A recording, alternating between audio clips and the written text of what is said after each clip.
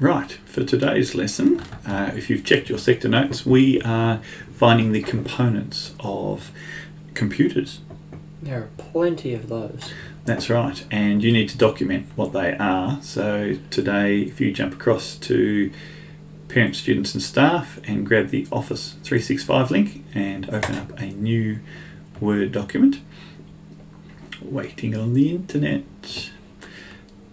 New Word document, and go for a blank document. We actually don't mind the formatting for this work activity, but we need to do components of a computer. Components of a computer. Make sure you've got the spelling right, because otherwise it doesn't look fantastic. That's right, can't hand work in spelt really badly. Put a title there. Oh, I wanted my sentence. It did not centre that. That's justified. That's not centred. Is that? Oh, well, there you go. That'll explain it then. That's justified. I want a centre. And I want it in bold. And I want it underlined because that looks neat. Maybe. I usually work in tables and insert tables in here, but you can do what you like or when you like for this part. And remember to take it out of bold and underline once you've pressed enter a couple of times, otherwise your whole document will be bold and underlined. Good point. Good point. Thank you. Good to remember. Although I better get rid of that. Okay, so components of a computer. What are the components of a computer? Now, in your lesson plan, you can see a few things. The first couple of things we've got is a CPU. What's a CPU? It's a central processing unit. It is. The main processor of a computer.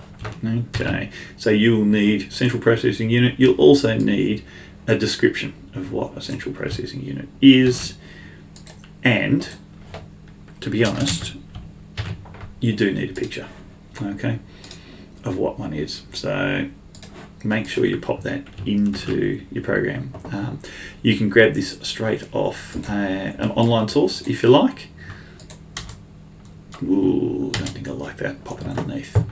Okay, and you can see each time central processing unit, a definition, and a graphic. What else was there? Well, you've got your RAM, or random access memory. Oh yes, that's correct. Okay, cool. I'll just quickly get them in.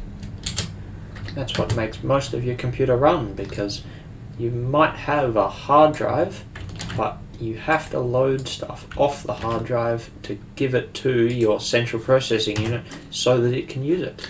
Exactly right. So, very important. And usually, especially in this day and age, the more the better, but 16 gig will usually be fine. So, CPU, RAM. What else was there on that lesson plan? Well, you have to have something to draw the pictures, so you've got yourself a GPU, or a graphics processing unit. Ah, yes. After all, no point using all this computer power without pretty pictures. Let's see. I'm just going to grab a definition of this one straight off Wikipedia for this one. Graphics processing units are hotly contested these days. Everyone wants to make the best. Exactly right. And there's only two major companies out there. Let's see. I'm going to get a dodgy old one. Do you remember this one?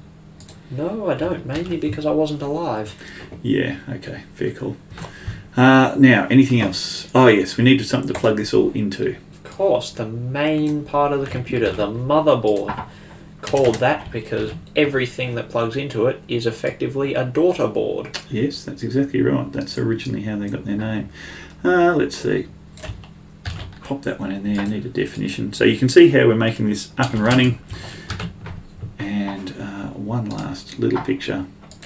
You need to complete all of this, and then you'll be able to hand it in for all the components, each individual component. Now, each component listed, you've got hard disk drives and other bits and pieces in your lesson plan. You can also add extra ones as you need. Things like your power supply or an SSD, you can find out what that is. Online.